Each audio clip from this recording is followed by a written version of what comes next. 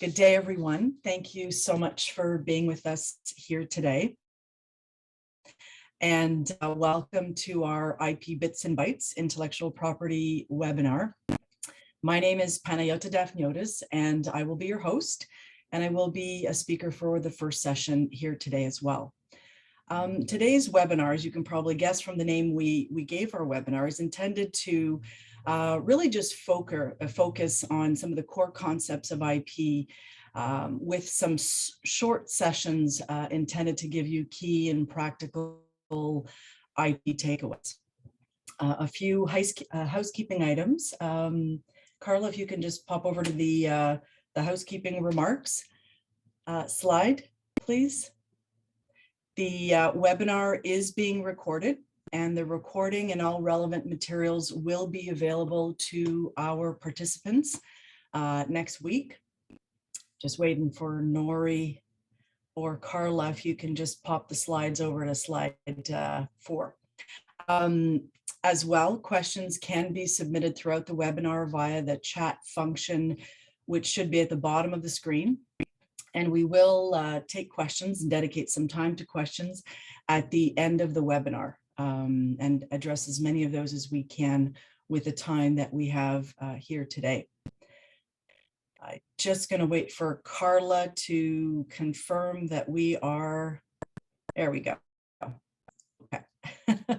Our speakers' bios are available on the webinar webpage, as well as on the Dentons website. And just for those of you looking for some CLE at this time of year, this session is accredited for 60 minutes with the Law Society of British Columbia, with the Law Society of Ontario, and it's accredited for 1 hour and 15 minutes with the Barreau du Québec. So with that, we will put up our presentation slides and kick off with our first topic, which is called Innovate on a Strong IP Foundation. All right, here we go. So innovation can really just happen anywhere in a company at any time, but surprisingly, when we talk to various companies that we work with, we do periodically hear them say, we don't have any IP, or we don't really have any IP at this time. And we know that that is just not true. We are living in this intangibles economy where the vast majority of assets of modern businesses are comprised of intangibles. Now, 30 plus years ago, companies probably over 80% of company assets would be tangible assets, and a sliver, the remaining sliver would be intangibles. But today we know that the exact reverse is true. And so in this knowledge-based economy, my view is that economic value is captured through the IP system. And the rights that the IP system confers transfers those intangibles into, or transforms them rather, into economic assets of your company.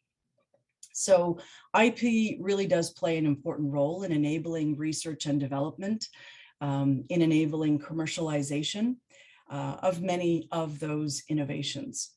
And you don't have to look far to find case study after case study showing that IP is critical to enabling innovation. And so I think recognizing that connection is really key.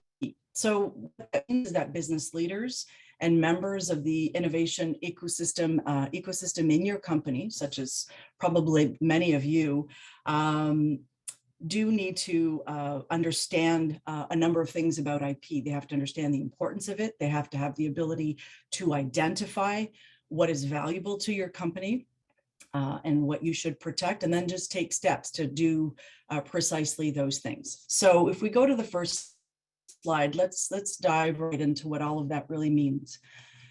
I mentioned a moment ago that it is important to understand what IP represents for your company. And my red circle or oval shape on this screen is really my way of trying to capture that in the most succinct way possible. I look at intellectual property as rights that protect who you are as a company, what you do, and how you do it. Now, we'll demonstrate, or we'll talk in a moment about why that is true, but let's maybe take a moment to talk about the benefits of intellectual property rights to your company. On the screen here, you see what I consider to be really a short list of the principal benefits. I'm not going to read them all out, but I will emphasize a few of them. Valuable corporate assets are created through IP protection, and understanding that you are creating corporate assets through the IP protection system is important. IP protection, can you just go back, please? The previous slide. There we go, thanks. IP protection does allow you to establish ownership. It bolsters your ability to enforce your IP rights. Registration of rights can deter copycat behaviors, your competitors. And if you think about commercialization, your ability to license products and services really is much easier when your innovation and your IP has been protected. And last, but certainly not least, it's no secret that investors or potential acquirers of your company and shareholders, in fact, will expect that a company is protecting their innovation through and associated IP rights through registration, through IP policies, through your contracts with third parties and your contracts with employees. And these are just a few examples. This will always be part of the due diligence discussion and the due diligence process. So I think if we pivot from there over to the next slide, I'll show you what I call my IP 360, I guess, or the four corners of IP. And I like it. It's, of course, somewhat simplified for this discussion, but I like putting up a bit of a visual on the four corners of IP. I guess we'll start with the top left, trademarks. Trademarks protect your identity as a company. Your brand identifies you at the source of your product and services, your products and services that you offer your clients. That's how your clients recognize you, that's how they find you. And my colleague Jennifer will be talking in much more detail about trademarks, so I won't get into trademarks too much at this point, but given recent corporate rebranding headlines, I think there's no better time in the present than to remind our participants today about the importance of thoughtful selection of your marks, and how essential pre-screening and pre-clearance can be before you actually select and a particular brand to really make sure that it is available for use. An additional point related to that would be, given the use of French and English in Canada and the international reach of many of your company's offerings, that exercise should also include, in my view, checking on the meaning of selected brands in other relevant languages. So, for example, you may want to, you may not want to select a brand name in English for a car that means lemon in another language. And that's a real example. So I'll leave it to Jennifer to talk further about trademarks in a moment. We'll jump over to the top right-hand corner and talk about copyrights. Copyrights protect the expression of an idea, not the idea itself. So you see a handful of example here, designs, drawings, recordings. Bob will be talking more about recordings in a moment, and Matt and Meredith more about fair dealing. So I will not focus on those concepts, but I will provide you with two, I guess, red flags. And the first is on open source.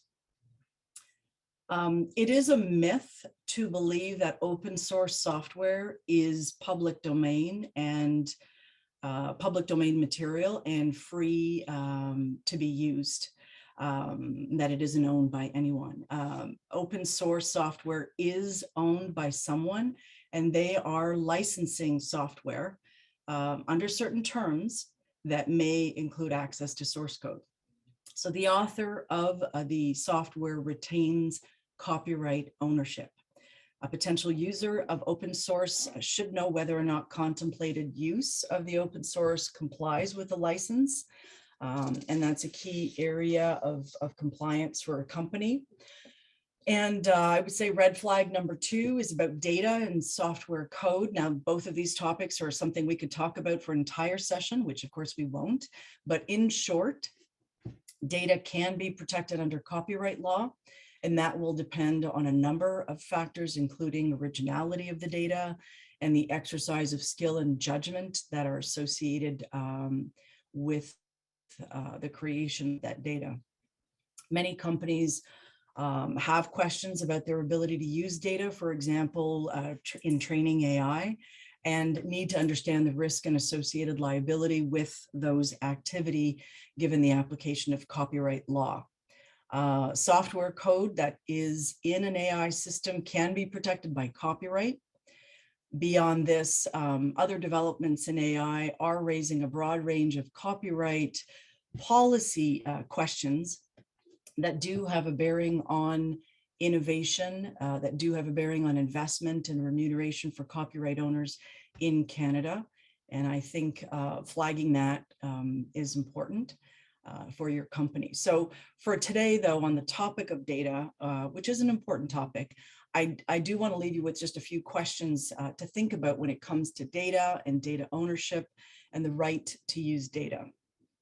And what those rights and risks are will depend on a number of factors.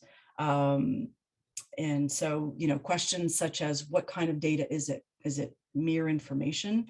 Is it data produced from other data? Is it insights produced from other data that you're interested in using? So what's the data comprised of? What will you do with the data? Will you be copying it? Will you be storing it? And if so, for how long? Will you be sharing it, etc.? Jumping right over to trade secrets, I think trade secrets, as you can see on the screen, do protect valuable information. These examples on the screen that I've given you are ones we've probably all grown up with to some extent, and are well known. But there are some very high profile cases that have recently made headlines where employees have left a company with a company's very valuable information, gone to a competitor and used that information, those trade secrets, in competing products, which has really led to some significant disputes and liability for those companies. So what's important to realize about trade secrets is a trade secret is not a trade secret because you want it to be a trade secret. A trade secret becomes a trade secret because you have taken very specific measures to treat that information, that valuable information, as a trade secret. And that would include putting measures in place in your company to protect that information, creating processes to identify what information is valuable and should be protected, creating an internal policy that might be a policy that's part of your IP policy or a separate trade secret policy, having robust provisions in your NDAs, dealing with trade secrets in your code of conduct, in your employee training and employment contracts.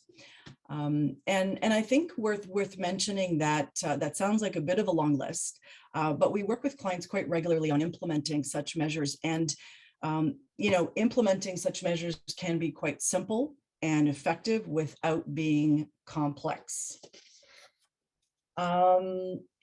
You can stay there. I'm going to be on this screen on this slide just for a couple of minutes more. You can see that industrial design, I've tucked it in between trademarks and patents just in an attempt to keep my four corners of IP intact. But industrial design is a separate form of protection from the others, and it protects the way a product looks. It's the aesthetic appearance, the shape, the configuration. Purely aesthetic features of a product are not eligible for patent protection, whereas they may be suitable for industrial design protection. And in Canada, we do refer to these as industrial designs, whereas in other countries, you may periodically hear them referred to as designs or design patents. And last but not least are patents. Now, admittedly, patents tend to get the lion's share of attention when it comes to these IP conversations. And while we know it's an important form of protection, we also know it's not the only important form of protection for a company. Simply put, patents protect the functionality of an idea, how it works, how it's implemented. And that protection can cover improvements to that functionality. So making something stronger, faster, better, more secure are all improvements that can be very valuable. And I would say that probably 3/4 of the patent applications submitted at CIPO are comprised of improvements to inventions. You see some well-known examples of patent applications that have issued.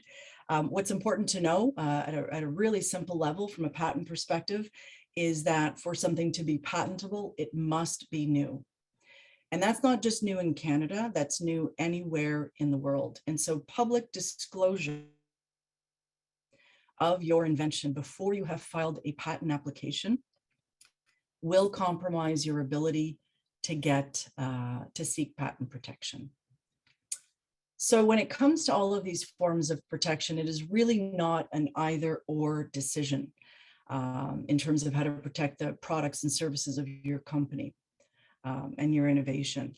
If we take a look at the next slide, we can see an example where multiple forms of IP protection apply to a particular product. It's a bit of an old school example, but it's one that I still like. And I like it because I think it does paint a good picture of the extent of IP protection that is available concurrently to protect a product. And so on the screen, you see patent protection, trade secret protection, trademark protection, industrial design, and copyright. So I think that probably paints a pretty good picture. To close off, I think I'll leave you with maybe one bit of a distilled, but one takeaway that applies to all of the areas of IP that I've talked about.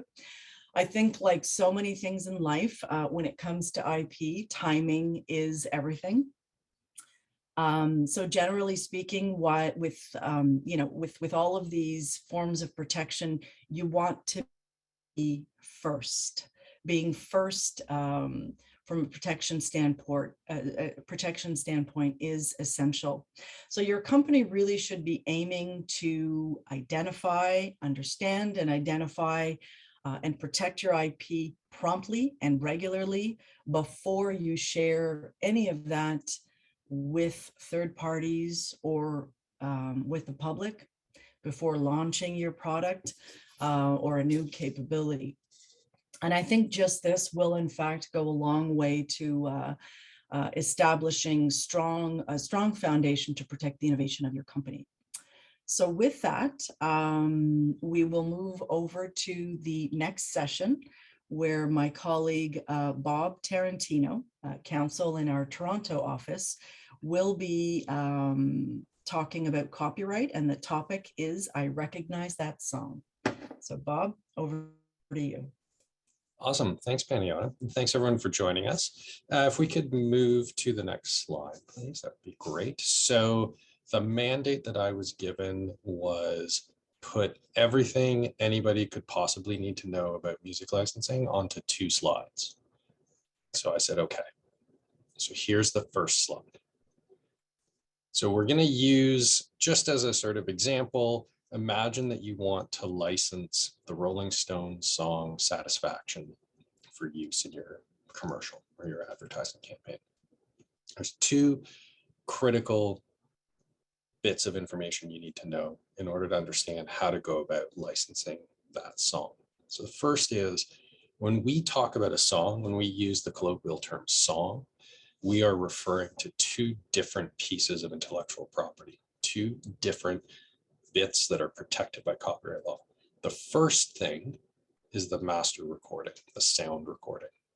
That's one work or one subject matter which is protected by copyright under the Copyright Act. The second bit is the musical composition itself. And that's the arrangement of notes, the sequence of notes along with the lyrics, which make up the musical composition. So that's the first thing you need to know. When we talk about a song, we're talking about two different things that need to be licensed: a master recording and a musical composition. The second bit that you need to know is that those are two different licenses that you get from two different licensors. So the first one I'm going to talk about is the recording itself, right? So that's the sound recording, that's the oral thing that you hear when the song is played. We license that under what's referred to as a master use license. I don't know why we use this terminology. I mean, it's old music industry lingo, because there used to be like an actual master, like a source recording, which was used.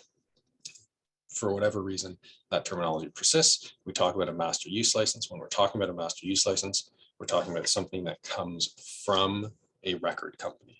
So in almost all circumstances, particularly when you're dealing with commercially released music, you're going to be talking to a record company as the owner of that sound recording, and they will be issuing that master use license. In virtually all circumstances, when we're talking about commercially released music, there's just going to be one owner. There will just be one record company who owns the rights and who will be your licensor. On the other side of this set of rights, and that notion of sides will come up again in a little bit, but on the other side is the license for the composition. This is referred to as a synchronization license or a sync license. Again, the terminology isn't great, but just know that lingo for when you need to deploy it out there. You want a master use license and you want a sync license.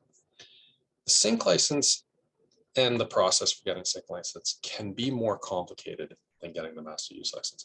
The reason for that is because the sync license or the sync rights in the composition are usually owned by multiple publishers.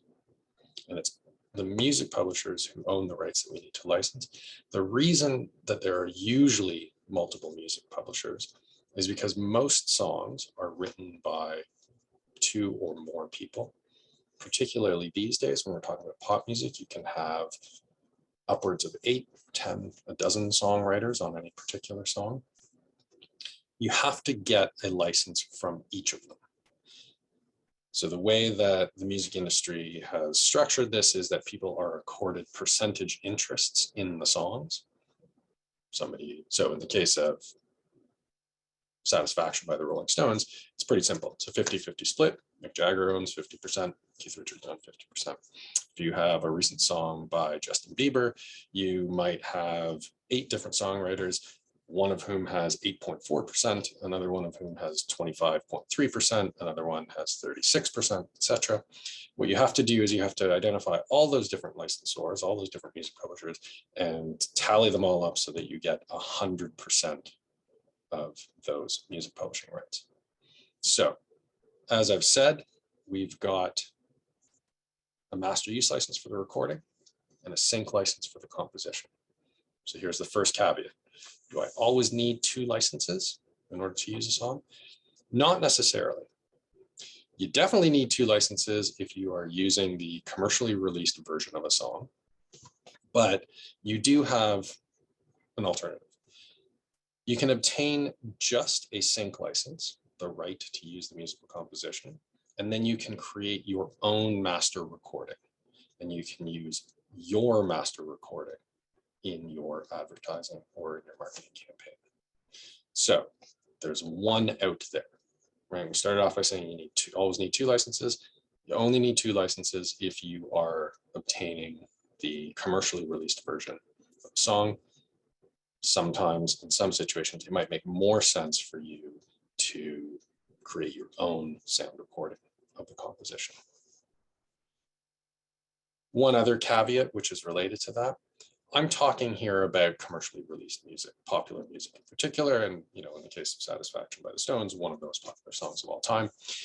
You can also get unreleased songs, or you can get songs that are still owned by their creators, right? Independent artists. In those cases, while you technically still need the 2 licenses, a master use and a sync license, oftentimes the rights will be owned by a single person, right? So if I have a singer-songwriter who lives down the street and I see them performing at the bar around the corner, I might be able to get just one license which embodies both of these concepts in that single license, so long as they don't have a record contract or a publishing contract. What are the fees for licensing music?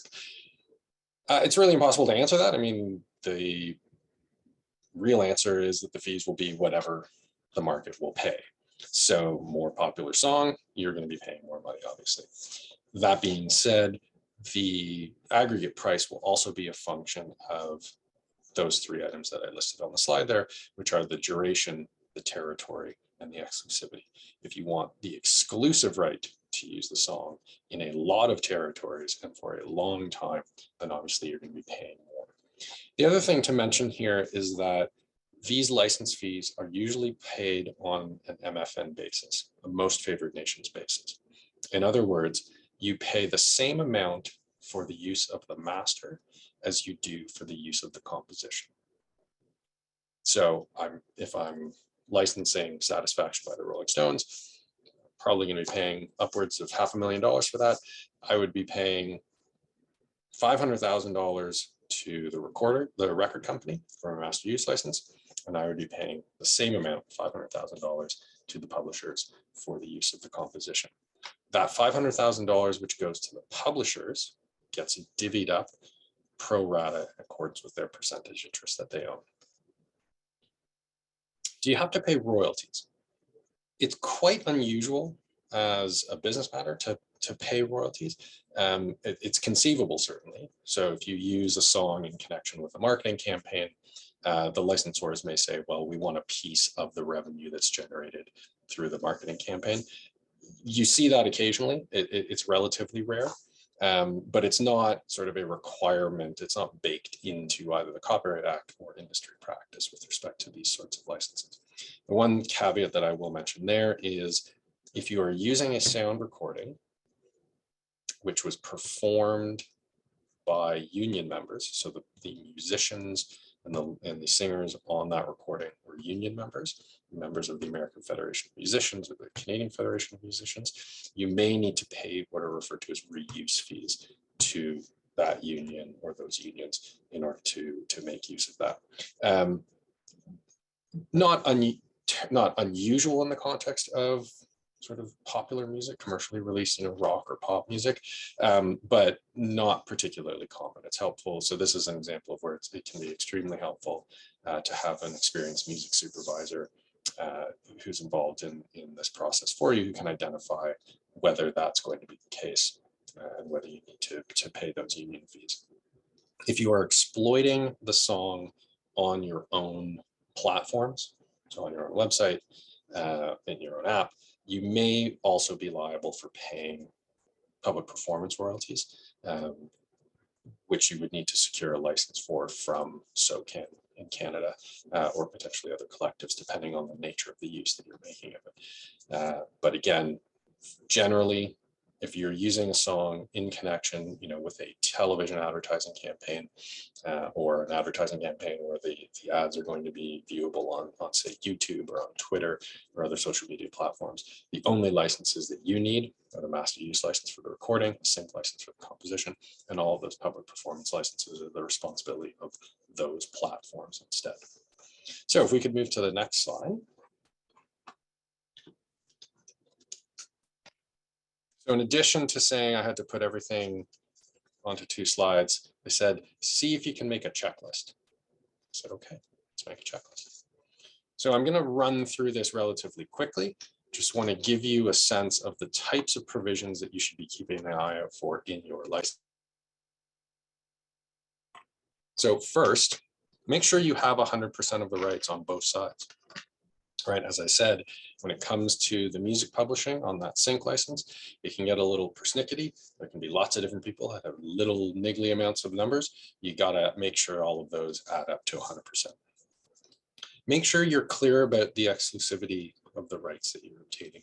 Sometimes they're exclusive for 6 months or a year or some other period of time. Sometimes they're exclusive only in certain territories, or you're only exclusive with respect to certain products or categories. Make sure that's all nailed down. Oftentimes you'll see that the fee, the favored nation's fee, in other words, the record company will say, if you're paying me $100,000, or if you're paying the publisher $100,000, I want $100,000, and vice versa. So usually you have to make sure that your totals add up. And it can get a little tricky because sometimes the MFN provisions will say, we want favored nations protection on all of the terms. If that happens, make sure you have somebody carefully review those contracts to make sure that you can in fact say you've provided favored nations protection. Figure out for how long you're going to use the song for, figure out where you're going to use the song for. Duration is important. Figure out how much of the song you want to use. Do you want to use the entire 3-minute song? Do you just want to use the chorus? Do you only need 10 seconds? That all has to be spelled out in that license. Approvals are also a critical issue. For popular songs, big name rights holders, they may require approval rights over your commercials or over your marketing campaign. Figure out what you're willing to give them in that regard. Figure out what media you're going to be exploiting the song in, right? Is it just TV and radio ads? Is it online? Is it everything? All media now known hereafter devised? Make sure that that's identified. Oftentimes the license will say that the public performance rights are not included and that the licensor is preserving the right to be paid by their PRO. As I mentioned on the earlier slide, don't get freaked out about that unless you're performing it on your own website, in which case you have to worry about it. Think about options. What if you have a really successful ad campaign and you want to extend how long you can use the song for? You want to cut more commercials, you want more performances. Make sure that that's baked into the license as well if that's something to be, if that's something that you want to take advantage of. Figure out whether there's any bartering or contra which is taking place. Is the licensor getting anything in addition to the license fee? If you make a product and you're licensing it, do you have to send 10 free products to the band for them to use? Figure out whether you're going to change the song. You'll need if you do want to make changes to the song, if you want to incorporate your brand or your slogan into the lyrics, you're going to need that right baked into that license. Watch out on those indemnity provisions. Oftentimes you will see that the indemnity provisions are capped at the amount of the license fee. Somebody's going to have to make a risk assessment to determine whether that's a viable amount to cap that at, or whether there shouldn't be any cap. One thing I'm going to flag here, and this is not just for these sorts of licenses, for every conceivable form of contract you enter into, make sure there are default cure and termination provisions. It's amazing to me how many contracts people enter into that don't have any kind of default provision in them whatsoever, and then nobody knows what to do in terms of whether there's a breach, right? How do we give notice? How much notice do we have to give? Who do we give notice to? Make sure that's baked into your license. Figure out whether you're going to get a master copy of the recording for use. Right? What version of the song are you getting for use in your campaign? Can you make a reference to the artist in your campaign, a verbal reference or a visual reference, right? Can we have the Rolling Stones or a band who looks like the Rolling Stones playing the song in our commercials or not? What kind of reporting obligations are there? Do we have to tell and report back to the licensors where and how many times we've exploited the song, where the commercials are being run? That can be helpful for them for tracking those public performance royalties. And then finally, do we have any right to use the song or use the commercials after the term of the license is expired? Do we have the right to keep it in our archives, to put it up on our YouTube channel? Making sure that the song or the advertising campaign doesn't just disappear into the ether and nobody can ever see it again. With that, thank you for your time and attention. I'm going to turn things over to my colleague, Jennifer. Thanks, Bob. Good afternoon, everybody. If we could move on to the next slide, please. I've always thought that the well-known proverb, "a stitch in time saves 9," is well suited to trademarks, as it is clear that tending to trademarks early on in the process of starting a company or offering goods and services can certainly help to avoid a situation where much more significant efforts are required down the road. For example, many companies or individuals starting out in business think that funds are in limited supply and that they may be better allocated elsewhere, and developing an IP strategy is something that can be pushed down the road. when money and time will hopefully be in greater supply. However, that is not generally the best course of action or the best decision for the long game. Developing an IP strategy right out of the starting gate can actually be tremendously helpful, especially in the knowledge economy we find ourselves in at the moment. While on the subject of proverbs, the early bird gets the worm is another appropriate one for trademarks, because the first to use or apply to register a mark generally gets the rights in the mark. In relation to trademarks in particular, rights can be acquired through use, which is different from many other types of intellectual property, which need to actually be registered without registration. Once an individual or company starts using a trademark in association with goods and or services, the user acquires rights in the trademark, which are possibly sufficient to entitle that person to prevent a third party from registering and or using a confusing trademark. As trademark registration is not mandatory, companies do often neglect to register their trademarks in the early days or even at all, because they feel that the funds are better allocated elsewhere. The wisest course of action, however, is to ensure that a trademark is available and seek trademark protection as early as possible, and ideally even before use commences, which is something that a lot of people don't even recognize as possible. Trademark registers worldwide, including Canada's, are getting more and more crowded, and it is becoming progressively more challenging to find marks which are actually available. By available, meaning that confusingly similar marks are not already registered or in use by third parties, and that it will be possible to use the trademark with a reasonable degree of comfort that it will not be infringing third-party trademarks. If a trademark is not registered, there is always a risk that a third party will come along, occasionally even years or decades after a mark has been in use, and significant expenses have been incurred in branding and building up goodwill in the trademark, to claim that the mark is confusingly similar to its mark and that the business will need to rebrand. If we can move to this next slide, thank you. One well-known forestry branding was when World Wrestling Federation changed its name to WWF, or sorry, from WWF to WWE, World Wrestling Entertainment, after the World Wildlife Fund prevailed in a lawsuit over the WWF trademark. When a British court found in 2001 that the wrestling organization had violated a 1994 agreement limiting the use of the initials WWF, which the two companies had actually shared since 1979, the wrestling organization changed its name to WWE. Closer to home, Ottawa's well-known fitness facility, the Ottawa Athletic Club, had been using the trademark, the Ottawa Athletic Club, since 1976. A separate party, the Athletic Club, in other words, it just didn't have the word Ottawa in it, registered its trademark in 2005 after having used the mark since 1997. After the Athletic Club opposed the Ottawa Athletic Club's application in 2014, a lawsuit ensued.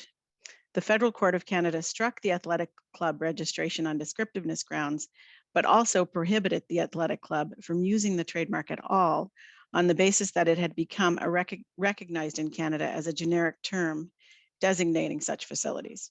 Consequently, the Athletic Club changed its name to Movati. In a recent case, which demonstrates the importance of proper and early trademark hygiene, the owner of a registered trademark for Ohuhu, that's O-H-U-H-U, used a Canadian trademark registration to initiate an infringement takedown action with Amazon.ca, which resulted in the removal of third-party Ohuhu goods. However, as it turned out, the third party had actually started using the trademark earlier than the owner of the trademark registration and was able to have the registration canceled on that basis. If the party with the prior use in Canada had actually filed an application to register its trademark, either when it first started using or before it started using, it could likely have avoided the Amazon takedown and the federal court expungement action, which likely cost it significantly more than any trademark registration would have cost. So the best practice for anyone considering using a trademark, and can we please move on to the next slide, is to obtain an availability opinion by a competent trademark professional.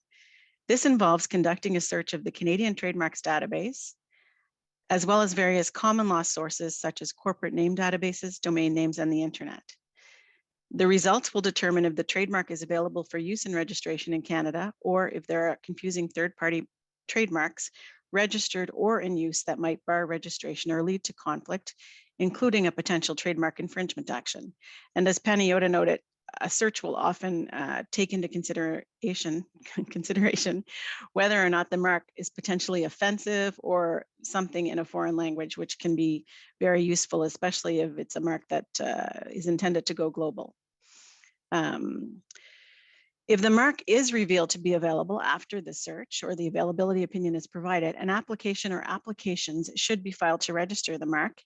Ideally, the word mark, assuming it's inherently distinctive, because the word mark would generally give the broadest possible protection, and possibly a design mark or marks to cover all aspects of the trademark. Once rights are secured in Canada, consideration should be given to applying to register the mark or marks in foreign countries if use is anticipated in other jurisdictions. And these days with the internet, it's really impossible to keep trademarks national, because the internet obviously is available in many different jurisdictions. So it's actually complicated trademark protection significantly. So can we please move on to the next slide, please? There is no doubt that securing trademark protection in multiple jurisdictions can be very costly. However, since 2019, Canadians have been able to file international trademark applications once they have a Canadian application or registration via the World Intellectual Property Office, or WIPO. And this ability has streamlined and somewhat simplified filing internationally and can often result in reduced costs in appropriate cases. The main benefit to owning a trademark registration is the peace of mind that the mark is exclusively yours and free from conflict with third parties. A registration also entitles its owner to prevent the use of confusing marks by third parties. Finally, it serves as a deterrent to third parties considering using or registering similar marks. A trademark registration is a public, searchable claim to rights in a trademark, which should deter third parties from filing and or using a similar trademark. There are also a number of other benefits to registering trademarks, such as the following. A valid trademark registration can serve as a defense to an attack by a third party challenging the use of that mark. In other words, a registration can serve both as a sword and a shield. A registered trademark permits an action under Section 22 of our Trademarks Act for depreciation of goodwill. For this offense, it is not necessary to show confusion, and it can therefore be appropriate in cases of blurring or tarnishment of the trademark. A registered trademark has equity. It is an asset of the trademark owner's business, which can be sold and or licensed for money. Highly distinctive trademark registrations can be extremely valuable assets. For example, in 2021, Amazon was valued at $683 billion. Apple was valued at $611 billion. Google at $457 billion. Microsoft at $410 billion. You get the picture. They're extremely, extremely valuable assets. A Canadian trademark registration establishes the Canadian presence requirements sufficient for registration of a corresponding .ca domain name by an entity which doesn't otherwise satisfy Canadian presence requirements. Furthermore, ownership for trademark registration facilitates proof of rights in domain name disputes. Trademark registrations are also useful and important in policing and enforcing trademark rights on social media sites, search engines, and new GTLDs. Some social media sites will promptly take down sites of third parties using the trademark without authorization from the trademark owner. And that can be a very useful and straightforward approach to protect your trademark from infringement. A registered trademark, another significant benefit of a registered trademark is that it's a recognized trademark pursuant to the Charter of the French language in Quebec. The general rule is that all printed material used in commerce in Quebec, including packaging, labels, commercial publications, advertising, and public signage, must be in French. While another language may appear, it cannot be more dominant than the French. However, there is an exception for a recognized trademark. And because a registered trademark is a recognized trademark, it may appear exclusively in a language other than French, unless a French version has also been registered. A registered trademark also serves as a tool to oppose third-party trademark applications. And last but not least, border enforcement measures enable customs officers to detain goods that they suspect infringe registered trademark rights and to share information related to the detained goods with rights holders who have filed a request for assistance with customs, which is a relatively simple one-page document. All that to say, trademark registrations can be very valuable assets and should be sought early, ideally as soon as a decision is made to offer goods and/or services under a trademark. And now, thank you. I think we will move on to Matt and Meredith, talking about fair dealing and copyright. Thanks so much, Jennifer. I'm just going to change my view a bit. Like Jennifer said, I'm Meredith Bacall. Matt and I are going to be doing a slightly different version of style of presentation to end things off. So, and we'll explain why in a bit, but thanks, Carla, for taking down the slide deck. So we're both intellectual property litigators in the Toronto office. I'm a senior associate and Matt's a partner in the group. So before we can understand what fair dealing is, we need to understand what copyright is. And thank you, Panayotta, for giving an overview at the beginning of the presentation. But again, just now that we've gone through so many different branches of IP, just quick primer. Copyright protects literary, dramatic, musical, and artistic works that are original. So the owner of that work gets to effectively control it. And if you don't have permission from the owner and you use a substantial portion of that copyrighted work, then you're technically infringing the work. However, there is this exception or defense to copyright infringement called fair dealing. So that's what we're going to be talking about today, how you get into the world of fair dealing and sort of how to best position yourself in case you are found to be infringing accidentally. So that way you're sort of in the world of that exception. So Matt, what's fair dealing and how do we get into that? Yeah, thanks, Meredith.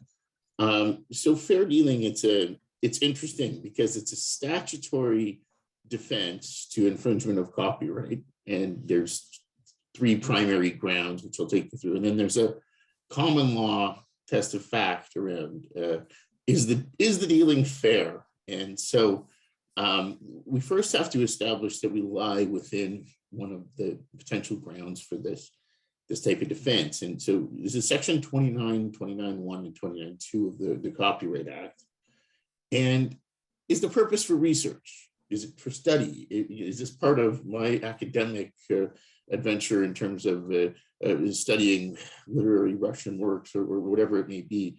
I'm making copies for that purpose. That makes sense. Education, parody. I'm actually using it to make fun of and comment thereby upon someone else's work. That's okay. So that's your first sort of the research, private study, parody, satire exception. And then you get into the second category, which is criticism and review. So I'm looking at a painting and I'm commenting on it or a film. And in that case, if I want to do that, and I believe I'm dealing fairly, which again we'll come to, I just have to give certain information. I got to say the source of the, I got to say the author, who read this, who's the broadcaster.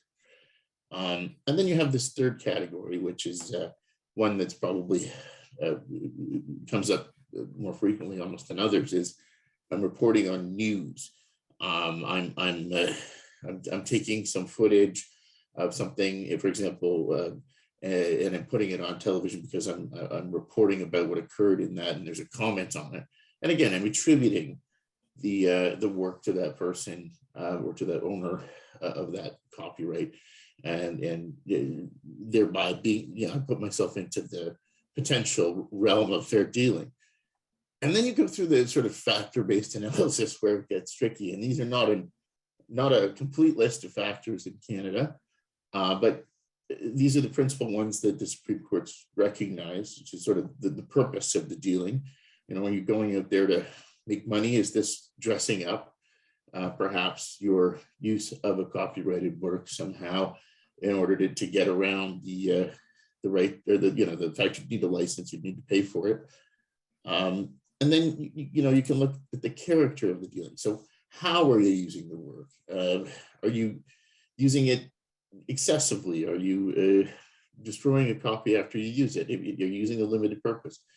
And so the character feeds into the next factor, which is the amount of dealing. And there's been a lot of litigation around this, in the context of film and television. We've seen 7% use be appropriate fair dealing use. We've seen more in the UK, 17. In the case of literary works, there's some copyright board jurisprudence saying that 10% for an educational use is reasonable. So you have that kind of in part of the analysis. Then you look at the alternatives. What else could I do? Is there a way? If all I needed was a banjo song, did I have to use this particular one, or is there some real reason that it's part of this work? I should point out that licensing, if a license is available, actually doesn't matter technically on this analysis. But we're going to come back to that later, because it often just does make sense to get a license to avoid yourself a fight if you can, if that's possible.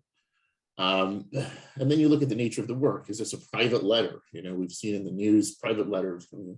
And is it fair for people to reproduce that? If it's public, if it's already public, it's a book, it's a film, something like that.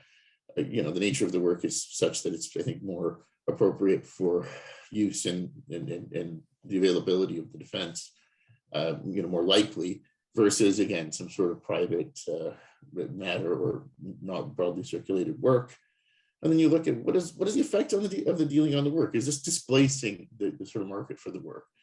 And the court looks at all those factors and then makes a decision. Now, of course, that is probably just about as clear as mud, which is, we have copyright lawyers who can help you go through that to figure it out. So to that end, we thought we might, in a brief time with you, just bat around a couple of scenarios. So Meredith, I think one of the first ones that we wanted to talk about was how something that's probably maybe fair use in first instance can become unfair or not fair use or fair dealing. Exactly. So a case, it's I'm obviously anonymizing, but it's a case that Matt and I resolved several years ago. We had a client who had created this artistic work, this picture, and lo and behold, a few years later, our client won an award for it. Yeah, exactly. It was out there, it was public. Yeah, exactly. It was available online, and important to our client, and then sees an advertisement campaign that won a pretty big award, took a pretty prominent section of our client's work in its campaign that won this award. And that was distressing for our client, wasn't compensated, was never asked.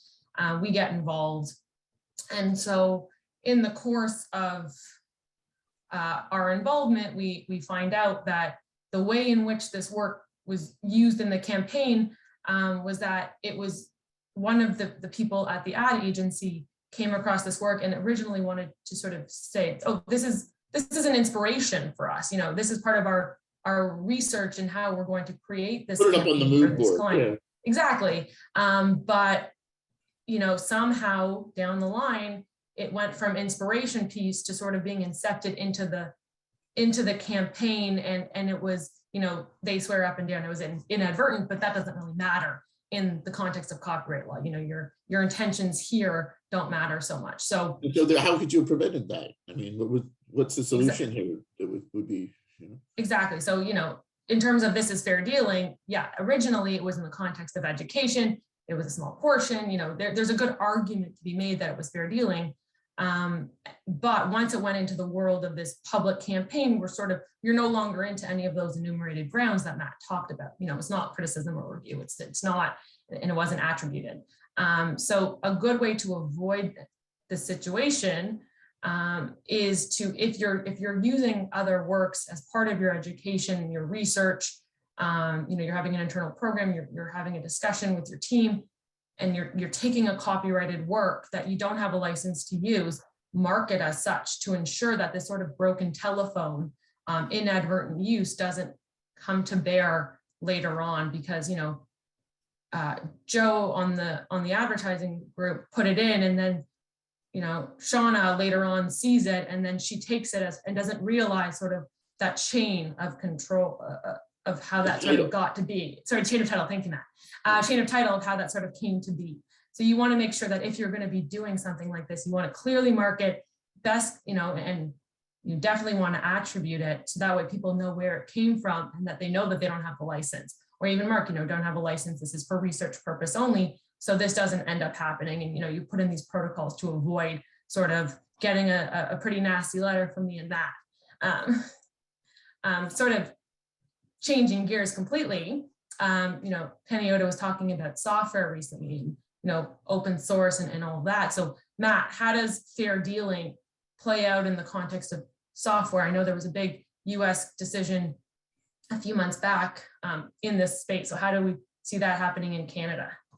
Yeah, it's very interesting. So taking a big step back, what's behind fair dealing and its sort of cousin fair use in the States? It's policy. This is where the Supreme Courts can drive the policy, you know, that underlies the, you know, intent of the Copyright Act, which is to both benefit creators, create incentives for creation, but also promote free expression, free exchange, development of ideas. So now we're entering this world of software, and it becomes, I think, more and more interesting.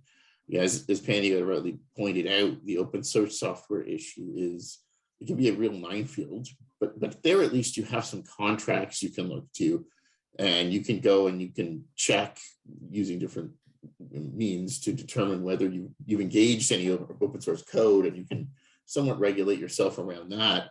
But what we saw in the States was this in this Google and Oracle case was effectively the recognition that certain APIs, being a very small percent, like 1% or so of the code of the overall Java platform, but they were so critical, they were so inextricably linked to non-copyrightable features that they had effectively become public domain, or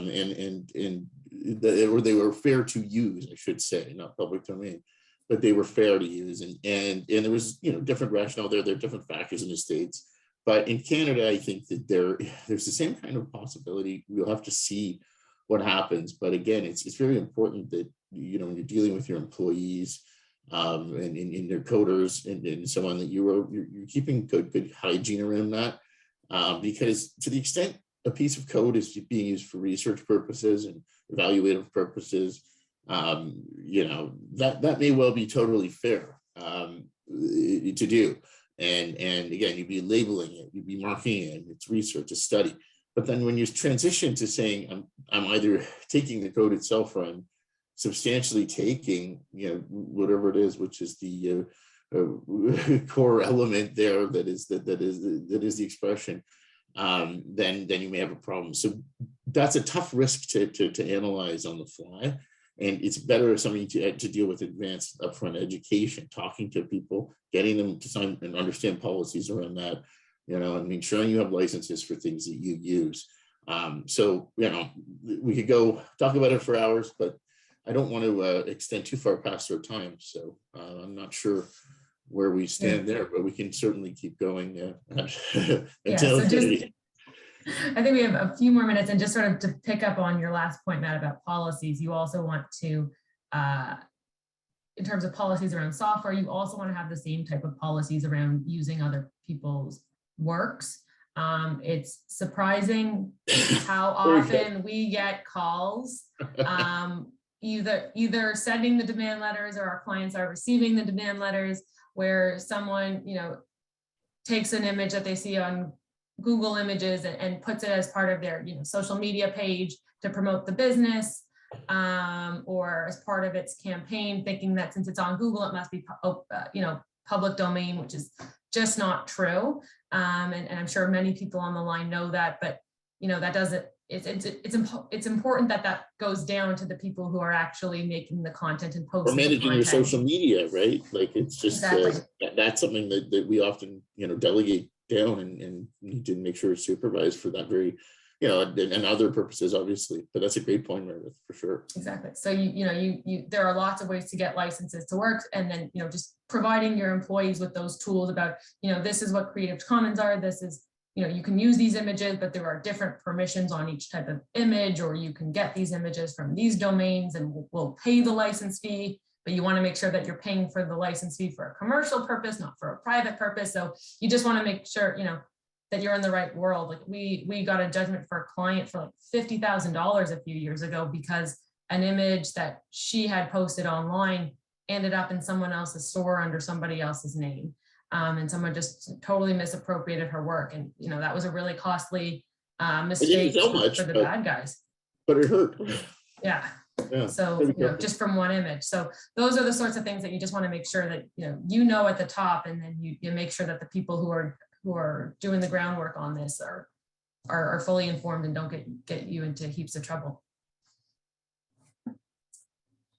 So we'll pass it over back to you, Panayota. Great. Thank you, Meredith, Matt. That's fantastic. We have left time for questions, and we have a number of really good questions coming in. So I will start with a question for Jennifer, and I'm just going to read the question here, Jennifer. This is what it says.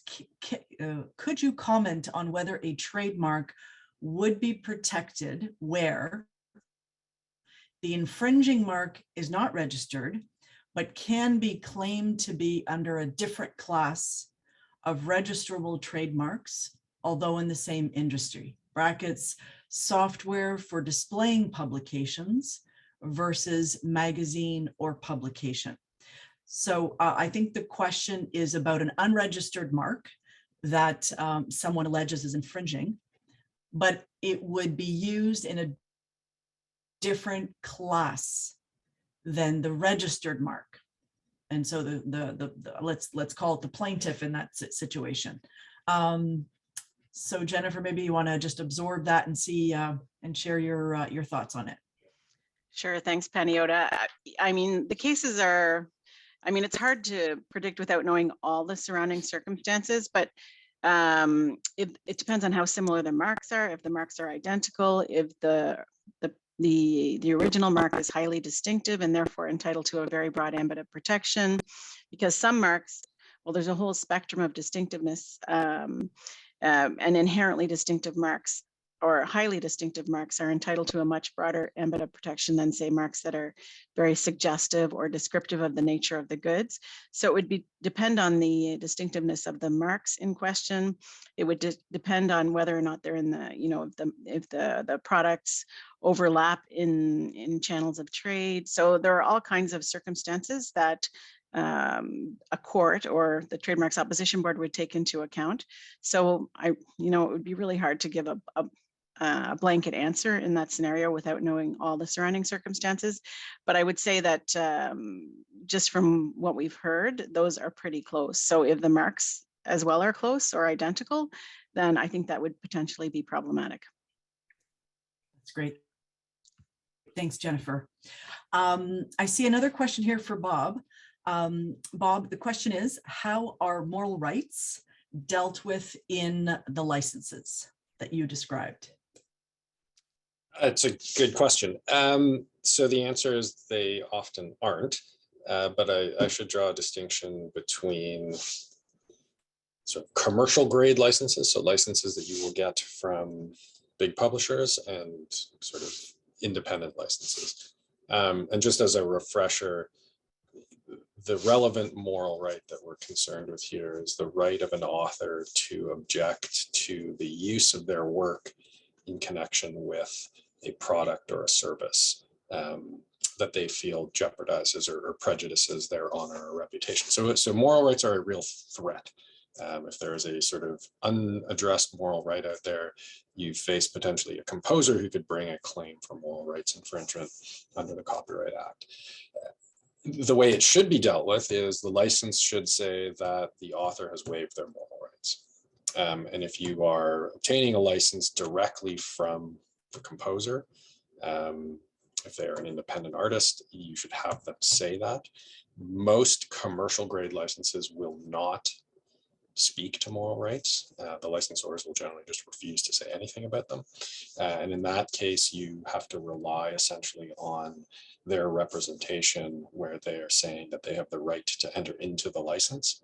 And if the author, the composer objects to it, then hopefully you have a claim for breach of contract against the publisher. And at that point, you would call Matter Meredith. And hopefully they'll be able to help you. Perfect. Great. Thanks, Bob. So I see another question here, and this one's for me. And it says, you mentioned employees and employment agreements in your session. What steps should a company take to secure its IP rights with reference to its employees? And I think that's a great question. Employment agreement is where you start. Quite frankly, you really do need to make sure that your agreement is not silent on IP ownership. And so your agreement has to address ownership and require that the employee does assign the IP that is created in connection with its role and responsibilities. The employee's role and responsibilities, its mandate at work. And that does have to be well defined. And there are some additional obligations and sort of duties that would be included in that contract, such as confidentiality, an agreement to cooperate in terms of the registration of IP, etc. So definitely a full view of your employment agreement. What's tricky for many companies is if you're not doing this from the ground up, sort of building it, initially when you're a new company, you find yourself in a situation where you actually have all of these existing employees, and you're now trying to implement a new requirement in the employment agreement. That can get a bit tricky because the question becomes, are you amending an employment agreement without additional consideration? So I have had the experience of working with companies dealing with this, and so they have to have almost 2 work streams to put this in place, and it is, of course, very workable, but it does take some planning and some nuanced understanding of the issues that may arise. And I see there's another question here, and I think this is for Matt and Meredith. I see demand letter in here, so I'm just going to read it read it out. And I think it's for you guys. In worst case scenario, what happens if we get a demand letter from a copyright owner? What kind of damages might we be on the hook for if our employees infringe someone's copyright? Meredith, why don't you go ahead? Sure. So copyright's a pretty unique beast when it comes to damages. So let's assume that, worst case scenario, there's a substantial taking of a copyrighted work and, there's no fair dealing defense. Mea culpa, it happens. So copyright's unique in that there are these things called statutory damages. So a party, an aggrieved party can elect to either get compensatory damages, this, damaged me by, $20,000, and you got profits of $5,000. Okay, that's $25,000 in damages. But as an alternative, if you can't prove the damages, the party can elect to get statutory damages. So that's a sort of a range of it's a set range for each work that's infringed. So if it's a commercial use that you're using the work for, which in this case you probably would be, for each work that's infringed, it's the award could be anywhere from $500 to $20,000. And if it's a non-commercial use that you're using this infringement for, it's $100 to $5,000 per work. And it's important to say that it's a per work. Often this is confused by per infringement. So if you only copied one photograph, your maximum statutory damages would be $20,000. And the court usually only awards that high figure when there's, particularly egregious conduct. You got the demand letter, you didn't take it down, you're a repeat offender, you don't really have any care in the world, but you can get yourself into a much lower sort of damages quantum if you take remedial steps sort of fairly early on.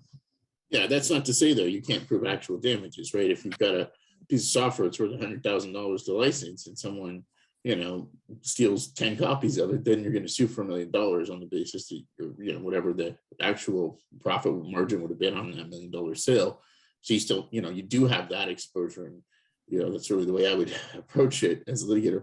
But to be honest, what usually happens, just end of the day, people, if they fess up and pay the reasonable amount of the license, plus maybe a little bit for legal fees, people tend to be, well, they got a client out of it, really, and you move forward. And there's a lot of litigation like that. So okay, super, thanks. And I see one more. I think we have time for just one more question. And Jennifer, I think this one's for you. So you get two. Does it ever become too late to file a trademark application, or does the expression better late than never apply? Thanks, Paniota. I've actually, in all my years of practice, and they are numerous these days, I have never encountered a situation where I regretted filing a trademark application. Even if it ends up being problematic down the road, at least you have concrete knowledge that there are problems.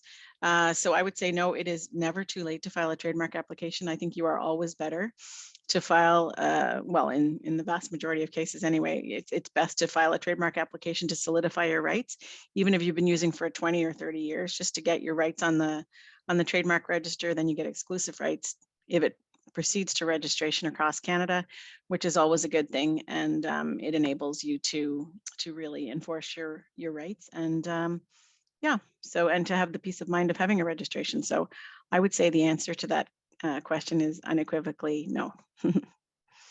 Perfect. Never too Thank late. you. Fantastic. Well, thanks everyone. Thank you to all our participants here. And if any of you do have questions for any of our speakers, please do feel free to reach out to them, to any of us, and we'd be happy to answer any further questions. Just as a reminder, day 2 of our session of our webinar is tomorrow at the same time, same place. And you can take a look at the speakers and the topics for tomorrow on our webinar webpage in case you have not signed up yet. So thank you so much. There will be a survey, I believe, sent out to all participants, and we'd love your feedback. So please do take just a couple of minutes and give us feedback so we can make these presentations and the content as useful as possible. So thanks again, and hope to see you all tomorrow.